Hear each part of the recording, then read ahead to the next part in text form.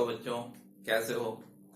उम्मीद करता हूं कि आप अपने परिवार के साथ अपने घर पर स्वस्थ एवं सुरक्षित होंगे।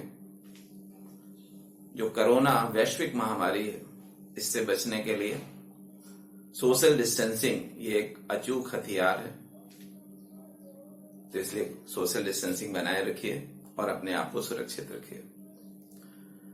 मैं के शुक्ला आज आपको भौतिकी कक्षा 12 का पहला चैप्टर अपने वीडियो लेक्चर के माध्यम से लेकर आया हूं। सबसे पहला चैप्टर है वैद्युत आवेश तथा क्षेत्र। इसमें सबसे पहला टॉपिक है आवेश, वैद्युत आवेश। तो आवेश को थोड़ा सा समझेंगे कि आवेश क्या है।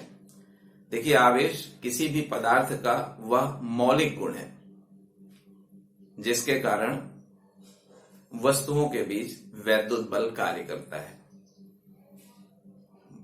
वह मौलिक गुण जिसके कारण वस्तुओं के बीच वैद्युत बल कार्य करता है आवेश कहलाता है।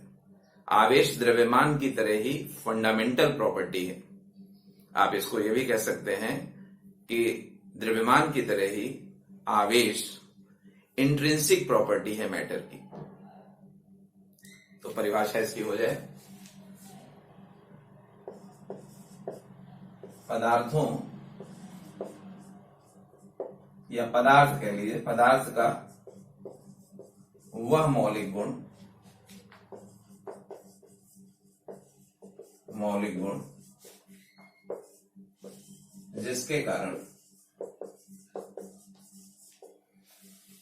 जिसके कारण वस्तुएं वैद्युत बल आरोपित करती हैं।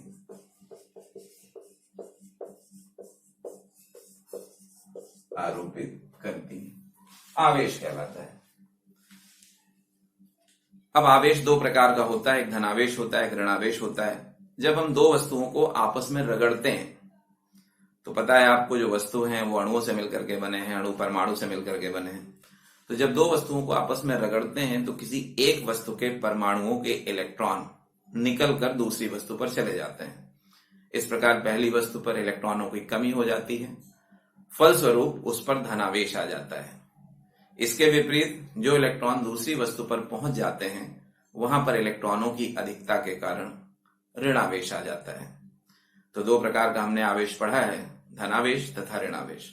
धनावेश इलेक्ट्रॉनों की कमी के कारण, जबकि ऋणावेश इलेक्ट्रॉनों की अधिकता के कारण होता है। तो अभी हम ये निष्कर्ष दे सकते हैं यहां पर कि इलेक्ट्रॉनों की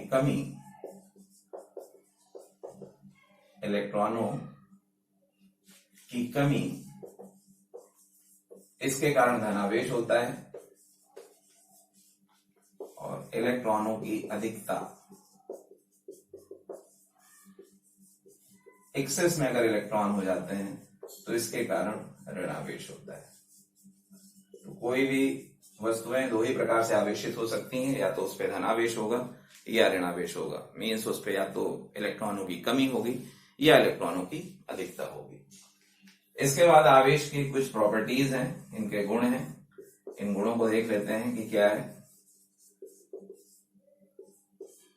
एक ही प्रकृति के अगर आवेश हैं, जिनको हम सजातीय आवेश कहते हैं, जैसे प्लस प्लस हो या माइनस माइनस है, तो सजातीय आवेशों में सदैव प्रतिकर्षण होता है।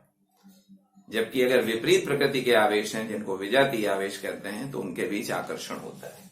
तो पहली प्रॉपर्टी आप कह सकते हैं कि सजातीय आवेशों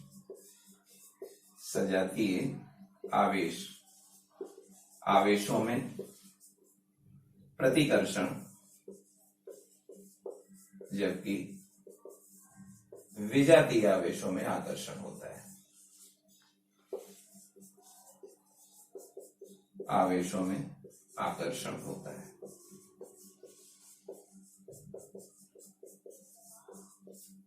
ये पहली प्रॉपर्टी है, पहला कह लीजिए गुण है। आवेश का एक ये भी गुण है कि आवेश संरक्षण नियम का पालन करता है। आवेश को ना तो उत्पन्न किया जा सकता है, ना इसे नष्ट किया जा सकता है। बस किसी एक वस्तु से आवेश को दूसरी वस्तु पर ट्रांसफर किया जा सकता है, स्थानांतरित किया जा सकता है। तो दूसरी प्रॉपर्टी इसकी है कि आवेश एक आवेश को ना तो उत्पन्न और ना ही नष्ट कर सकते हैं,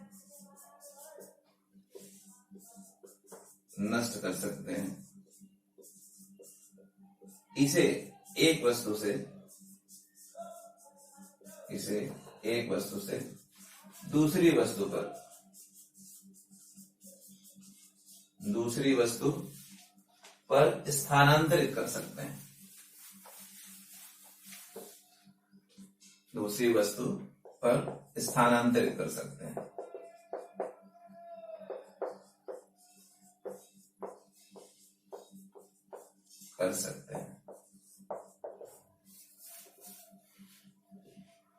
तीसरी जो महत्वपूर्ण चीज है,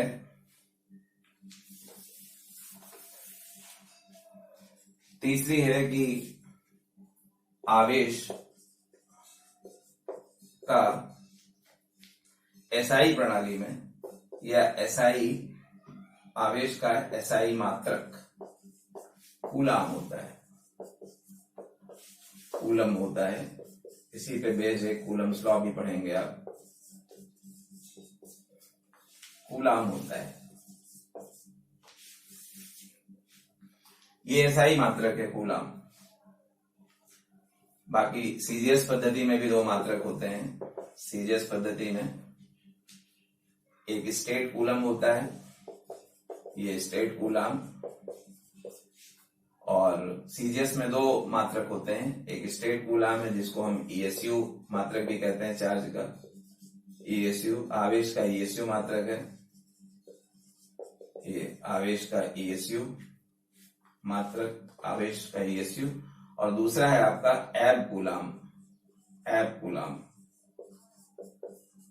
ये जो है आवेश का ईएमयू मात्रक है, आवेश का ईएमयू मात्रक, ईएमयू। तो सीजीएस पद्धति में दो मात्रक होते हैं। अगर हम इसका रिलेशन इससे दिखाना चाहें तो रिलेशन दिखा सकते हैं। एक कूलम ये इज इक्वल टू होता है 3×10⁹ स्टेट कूलम, स्टेट कूलम। और दूसरा आप दे सकते हैं, एक कूलम बराबर होता है 1/10 एब कूलम।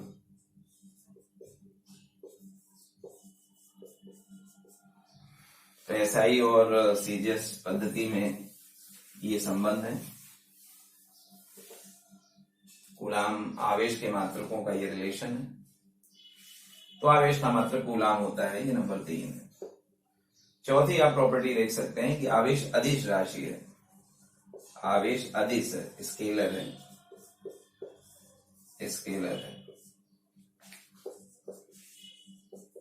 अदिश राशि है। इसको आप सिंपली जैसे सामान्य जोड़ आप करते हैं उस तरह आपको जोड़ना है। मान लिया जाए कि यदि किसी निकाय में इस प्रकार के आवेश हैं, एक -2 कूलम आवेश है, ये एक आवेश हो गया, एक जो है +5 कूलम आवेश है, और मान लिया एक कह दिया -1 कूलम आवेश है। तो बस इस निकाय में जो कुल आवेश होगा, कुल आवेश, उसको आपको सिंपली ऐड कर लेना है चिन्ह सहित। जैसे 5 है आपका, प्लस में -2 है, -1 है, तो हो जाएगा 5 - 3 अर्थात 2 कूलम। तो इस निकाय पे टोटल आपका 2 कूलम आवेश हो जाएगा। तो आवेश जो है वो अदिश राशि है। इसके बाद 5वां नंबर, आप आवेश से ही संबंधित 5वें नंबर पे आ जाइए। आवेश का विमी सूत्र, जिसका बड़ा उपयोग होता है, आवेश का विमी सूत्र। तो देखिए, विमी सूत्र के लिए हमने एक फॉर्मूला पढ़ा है, Q = IT पढ़ा है। ये पिछली क्लासेस में पढ़ा होगा, 10th क्लास में पढ़ा था आपने, जिसमें I विद्युत धारा है और T समय है। तो विद्युत धारा का संकेत मूल राशि है, इसका संकेत कैपिटल A होता है, और T टाइम है, इसका संकेत T होता है। तो आप लिख सकते हो कि आवेश का मात्रक, आवेश का विमी सूत्र AT होता है। अब जहां भी हमें आवेश के विमी सूत्र की आवश्यकता होगी, वहां हम डायरेक्टली विमी सूत्र AT लिख सकते हैं। अब पांचवी जो सबसे इंपॉर्टेंट एक प्रॉपर्टी आपका है वो है आवेश का क्वांटीकरण। आवेश का क्वांटीकरण, क्वांटीकरण को थोड़ा सा स्पष्ट रूप से समझ लीजिए। क्वांटाइजेशन ऑफ चार्ज कहते हैं इसे। आवेश का क्वांटीकरण से तात्पर्य है कि जैसे आपकी कक्षा है तो आपकी कक्षा में छात्रों की संख्या निश्चित होती है। मान लिया किसी दिन 40 छात्र आए, किसी दिन 55 छात्र आए, किसी दिन पूरे छात्र आ गए, 80 छात्र आ गए, तो एक निश्चित संख्या होती है। उसी प्रकार किसी वस्तु पर जो आवेश होता है वो एक मूल आवेश, जिसे हम इलेक्ट्रॉन का आवेश कहते हैं, उसका पूर्ण गुणज होता है। पूर्ण गुणज का मतलब यह है कि इलेक्ट्रॉन, जो वस्तु पर आवेश होगा वो इलेक्ट्रॉन के आवेश का इंटीग्रल मल्टीपल होगा।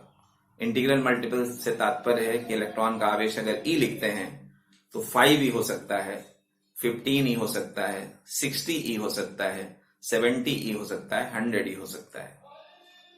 तो इसे हम क्वांटाइजेशन ऑफ चार्ज कहते हैं, आवेश का क्वांटीकरण। कहने का मतलब है कि वस्तु पर आवेश निश्चित वैल्यू के हो सकते हैं, कोई किसी भी वैल्यू का आवेश नहीं हो सकता है। तो आवेश के क्वांटीकरण को हम इस तरह समझ सकते हैं कि यदि इलेक्ट्रॉन को हम लोग मूल आवेश भी कहते हैं, यदि इलेक्ट्रॉन का आवेश, उसका हम अभी परिमाण ले रहे हैं E, जबकि इलेक्ट्रॉन का ऋणावेश होता है, लेकिन अभी हमने उसका केवल परिमाण ले लिया है, इसको मूल आवेश भी कहते हैं। तो इलेक्ट्रॉन का आवेश E है, तो वस्तु पे जो आवेश होगा, वस्तु पर आवेश Q, ये बराबर होता है प्लस माइनस Ne। इसे हम क्वांटाइजेशन ऑफ चार्ज कहते हैं। इसमें N जो है वो एक पूर्णांक है। E इलेक्ट्रॉनिक चार्ज है, इलेक्ट्रॉन का आवेश है, जहां N जो है वो एक पूर्णांक है, एक पूर्णांक है, इंटीजर है, इंटीजर है। इस N का मान आप 1 ले सकते हैं, 2, 3, 4, 5 एंड सो ऑन, कुछ भी हो सकता है। और E इलेक्ट्रॉन का आवेश है, इसका मान निश्चित होता है, ये सबसे कम आवेश कहलाता है। इसको फंडामेंटल चार्ज भी कहते हैं, मूल आवेश भी कहते हैं। तो इलेक्ट्रॉन का आवेश है 1.6 × 10⁻⁻19 कूलम। ये इलेक्ट्रॉन के आवेश का परिमाण लिखा हुआ है। एक्चुअल में इलेक्ट्रॉन का आवेश ऋणावेशित होता है, लेकिन ये उसका केवल परिमाण लिखा है, उसकी वैल्यू लिखी हुई है। तो वस्तु पर आवेश दो प्रकार का हो सकता है। धनावेश है तो इलेक्ट्रॉनों की कमी के कारण है, ऋणावेश है तो इलेक्ट्रॉनों की अधिकता के कारण है। वस्तु पर आवेश +2E हो सकता है, -2E हो सकता है, +10E हो सकता है, -10E हो सकता है, और n का मान फ्रैक्शन में पॉसिबल नहीं होगा। ऐसा नहीं है कि 1.5 इलेक्ट्रॉन।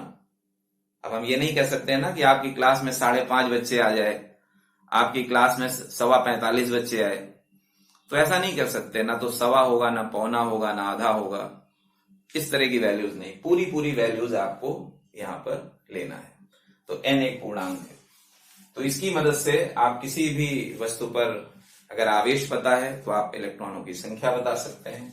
तो ये एक बड़ी महत्वपूर्ण प्रॉपर्टी है जिसको हम कहते हैं आवेश का क्वांटीकरण। इस पर आधारित एक छोटा सा न्यूमेरिकल भी है, वो आप चाहें तो कर सकते हैं। अगर आपसे प्रश्न ये किया जाए, क्वेश्चन है कि 1 कूलाम आवेश में, 1 कूलाम आवेश जो कि बहुत बड़ा आवेश होता है, अभी आपको दिख जाएगा बड़ा है कि नहीं। 1 कूलाम आवेश में इलेक्ट्रॉनों की संख्या ज्ञात कीजिए, इलेक्ट्रॉनों की संख्या ज्ञात कीजिए। आपको बताना है कि 1 कूलाम आवेश में कितने इलेक्ट्रॉन होंगे। ये तो क्या दिया है भाई, हमें 1 कूलाम आवेश दिया है, Q दिया हुआ है आपको 1 कूलाम, और 1 इलेक्ट्रॉन का आवेश भी हम जानते हैं 1.6 × 10⁻⁻19 कूलाम। ये 1 इलेक्ट्रॉन का आवेश है। तो जो फॉर्मूला अभी हमने पढ़ा है Q बराबर N, उस फॉर्मूले से हम N की वैल्यू बता सकते हैं। तो फॉर्मूला हमारा है और आपको N बताना है। देखिए 1 कूलाम आवेश में इलेक्ट्रॉनों की संख्या ज्ञात करना है, N आपको बताना है। तो अब सोल्यूशन हमारा होगा, क्योंकि Q बराबर फॉर्मूला हमने पढ़ा है नहीं, तो N की वैल्यू यहां से हो जाएगी Q/E। Q आपको 1 कूलाम दिया हुआ है और इलेक्ट्रॉनों की संख्या है, एक इलेक्ट्रॉन का आवेश है 1.6 × 10⁻⁻19 कूलाम। सॉल्व करिए, 10⁻19 ऊपर चला जाएगा, 1.6 का डेसिमल हटाइए, 10 रखिए यहाँ पे, 2 से काट सकते हैं, 2 5 से 10, 2 8 16, 5/8 हुआ, 8 से और भाग दीजिए तो ये 8 6 48 हो जाएगा, 0.6, 2 हुआ 20 हुआ, 8 दूनी 16 हो जाएगा, 40 हुआ, 8 5 40 हो जाएगा, गुणे 10⁻, ये 19 ऊपर आएगा तो प्लस में हो जाएगा। तो आप इसको लिख सकते हैं 6.25 गुणे 10⁻18 इलेक्ट्रॉन। एक पावर हमने बाईं तरफ डेसिमल को डिस्प्लेस कर दिया है राइट साइड में, तो एक पावर कम कर दिया है। तो अब आप अंदाजा लगाइए कि ये n बराबर 6.25 गुणे 10⁻18 इलेक्ट्रॉन आते हैं। तो यदि किसी वस्तु पर 1 कूलाम का आवेश है तो उस पे इलेक्ट्रॉनों की संख्या होगी वो 6.25 गुणे 10⁻18 इलेक्ट्रॉन होंगे। बहुत बड़ी संख्या है ये। तो 1 कूलाम आवेश बहुत बड़ा आवेश है। अगर आप संख्या के हिसाब से देखें तो 6.25 गुणे 10⁻18 इलेक्ट्रॉन है। 10⁻18 काउंटेबल नहीं है, इसको काउंट नहीं किया जा सकता है, बहुत बड़ी संख्या है, 1 के आगे 18 जीरो। तो इस प्रकार आप n कैलकुलेट कर सकते हैं। अब अगर सपोज कर लीजिए कि इसी फॉर्मूले में आपको यह दिया हो कि किसी वस्तु पर 6 इलेक्ट्रॉन है तो उस पर कितना आवेश होगा, तो Q बराबर 6e हो जाएगा।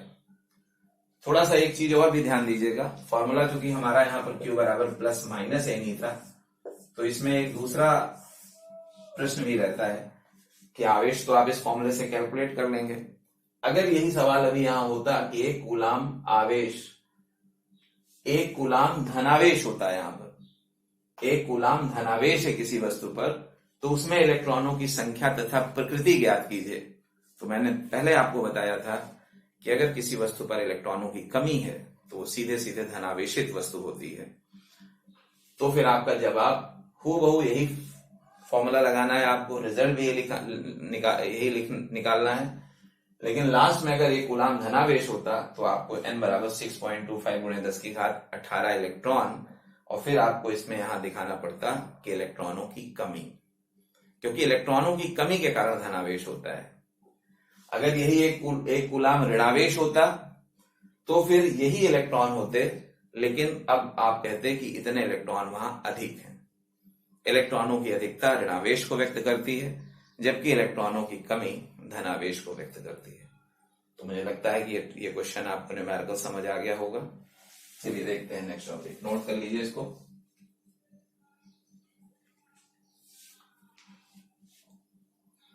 रफ करता हूं इसे।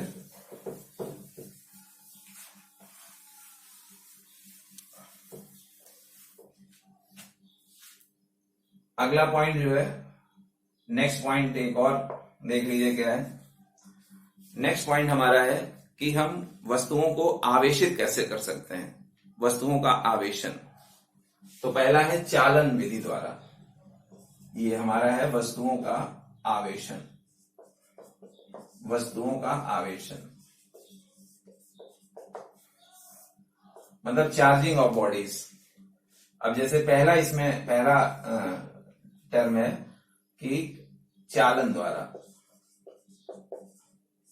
चालन द्वारा समझिए जरा क्या है। जैसे सपोज कर लीजिए कि एक गोला है ये A, ठीक है, और इस पर हमने मान लिया कि ये +Q कूलाम आवेश है, +Q कूलाम आवेश है। और एक ये दूसरा गोला है B, जिसपे कोई आवेश नहीं है, इस पर 0 कोई आवेश नहीं है, न्यूट्रल है, ये उदासीन है। अब अगर इन दोनों चालक गोलों को, एक जैसे गोले हैं, एक ही साइज के गोले हैं, अभी ऐसा लिया है, बाकी आगे के चैप्टर में हम आपको बताएंगे कि अगर भिन्न भिन्न साइजों के गोले हैं तब उनको अगर हम आपस में चालन विधि द्वारा उन पर कितना कितना आवेश एक दूसरे पर आएगा, वो आगे के उसमें देखेंगे चैप्टर में। तो अगर इन दोनों गोलों को आपस में टच कर दिया जाए, ये ऐसे करके आपस में टच कर दिया जाए, तो टच करने पर क्या है कि इस पे तो कोई आवेश नहीं था B पर, इस पर Q आवेश था, तो दोनों आवेशों का टोटल कर लीजिए आप। तो Q + 0 टोटल आवेश हो जाएगा आपका Q, तो कुल आवेश हो जाएगा Q। यहां पर आप बताएंगे कुल आवेश है Q प्लस 0 अर्थात Q। तो ये टोटल आवेश जो है दोनों गोलों पर बराबर बराबर बंट जाएगा। अब इन गोलों पर इस पे Q/2 हो जाएगा, इस पे भी Q/2 हो जाएगा। अगर इन गोलों को हम सेपरेट कर देते हैं, दूर दूर रख देते हैं, तो इन पर Q/2 आवेश और Q/2 आवेश आ जाएगा। आवेश बराबर बराबर बढ़ जाएगा। एग्जाम्पल इस तरह ले सकते हैं कि अगर मान लिया जाए कि इस पर आपका 50 कूलाम आवेश था, इस पर कोई आवेश नहीं था, दोनों एक जैसे गोले हैं, तो अगर इनको हम क्षण भर के लिए आपस में स्पर्श कराते हैं, टच कराते हैं, तो वो 50 कूलाम आवेश, कुल आवेश 50 कूलाम है, तो वो 50 इन दोनों पर 25-25 कूलाम आवेश आ जाएगा। कुल आवेश दोनों में बराबर बराबर बढ़ जाएगा। ये बात आपको ध्यान रखनी है। इसको हम बोलते हैं चालन द्वारा आवेशन। बाकी वस्तुओं का चार्जिंग हम एक दूसरी तरीके से भी कर सकते हैं, जिसको हम प्रेरण द्वारा कहते हैं। प्रेरण द्वारा देख लीजिए, इसको फटाफट नोट कर लीजिए, चित्र बना लीजिए। हो गया? चलिए इसको रफ करते हैं। प्रेरण विधि द्वारा कैसे हम चार्जिंग करते हैं उसको भी थोड़ा सा समझ लेते हैं। देखिए, प्रेरण विधि का यह मतलब है कि जैसे मान लिया जाए कि अब आपकी एक चार्ज बॉडी है, ये इस तरह की हमने एक चार्ज बॉडी ले लिया, इसको ए हमने कह दिया, इस पर मान लिया ये प्लस Q चार्ज है ऑलरेडी, ये पहले से दिया हुआ आवेश है, ये इस पे प्लस Q आवेश है इस बॉडी पे। अब अगर इसके सामने एक हम अनावेशित बॉडी इस दूर ही ला करके रख देते हैं, इसको हम बॉडी बी कहें, जिस पर कोई आवेश हमने अलग से नहीं दिया है, बस बी को हमने इस उदासीन वस्तु को, इस उदासीन चालक को बस ए के सामने ला करके रख दिया है, तो इस चालक के भीतर आपको पता है नेट आवेश तो 0 होता है, लेकिन चालक के भीतर मुक्त इलेक्ट्रॉन भी होते हैं और नाभिक पे धनावेश होता है। नाभिक और इलेक्ट्रॉन दोनों ही किसी पदार्थ के भीतर होते हैं, तो उनका रिडिस्ट्रीब्यूशन होगा। रिडिस्ट्रीब्यूशन होने के कारण ये जो धनावेशित प्लेट है, इसके सामने का ये सिरा ऋणावेशित हो जाता है, ये ऋणावेशित हो जाएगा, और ये जो बाहरी सिरा होता है ये धनावेशित हो जाता है। इस घटना को हम लोग पोलराइजेशन भी कहते हैं। इसको एक चैप्टर आएगा आगे, संधारित्र तथा परावैद्युत, वहां पर हम आपको इस पोलराइजेशन को एक बार पुनः पढ़ाएंगे। तो अब आप देखिए, अभी भी अगर देखा जाए तो ये माइनस आवेश जितना है उतना ही धनावेश भी है, तो टोटल आवेश अभी भी 0 है। इस पर देखा जाए तो बी पर कुल आवेश 0 है। अब अगर हम थोड़ी देर के लिए बी को पृथ्वी से जोड़ देते हैं, जमीन से कनेक्ट कर देते हैं इस तरह, तो अगर बी को हम पृथ्वी से जोड़ देते हैं, ये अर्थ है, इसका 0 पोटेंशियल होता है, और ये कह सकते हैं ये आवेश का बहुत बड़ा भंडार है, संग्रह। तो ये जो धनावेश है ये इसी पृथ्वी में चला जाता है, ये पृथ्वी में चला जाता है, पृथ्वी में चला जाता है, पूरा धनावेश पृथ्वी में चला जाता है। अब अगर हम यहां से पृथ्वी से इसको डिस्कनेक्ट भी कर दें, तो उसके बाद इस बी प्लेट पर ऋणावेश हो जाएगा। तो अगर ए पर जो है, ए पर ये प्लस Q चार्ज है यहां पर, तो ये बी पर आपका ऋणावेश हो जाएगा, बी पर ऋणावेश आ जाता है। तो इस विधि को हम लोग प्रेरण विधि कहते हैं, इंडक्शन। इसमें बिना टच किए हुए हमने दूसरी वस्तु पर आवेश ले लिया है, बिना टच किए दूसरी वस्तु पर आवेश उत्पन्न हो गया है, विपरीत प्रकृति का आवेश उत्पन्न हुआ है, तो इस विधि को हम लोग प्रेरण विधि कहते हैं। तो उम्मीद करता हूं कि यह टॉपिक आपको जो आज मैंने पढ़ाया वो समझ आया होगा। अब नेक्स्ट टॉपिक जो हमारा इस चैप्टर का बड़ा इंपॉर्टेंट टॉपिक होगा वो है कूलाम का नियम। वो बिल्कुल वैसे ही है जैसे कि आपने गुरुत्वाकर्षण का नियम, द्रव्यमानों, दो पिंडों के द्रव्यमानों के बीच गुरुत्वाकर्षण का बल पढ़ा था, ठीक वैसे ही कूलाम का नियम दो विद्युत आवेशित कणों के बीच लगने वाला बल है। तो इसको हम लोग नेक्स्ट टॉपिक में, नेक्स्ट चैप्टर में, नेक्स्ट क्लास में देखेंगे। बाकी स्वस्थ रहिए और इस समय लॉकडाउन में अपनी पढ़ाई को जारी रखिए। Thank you.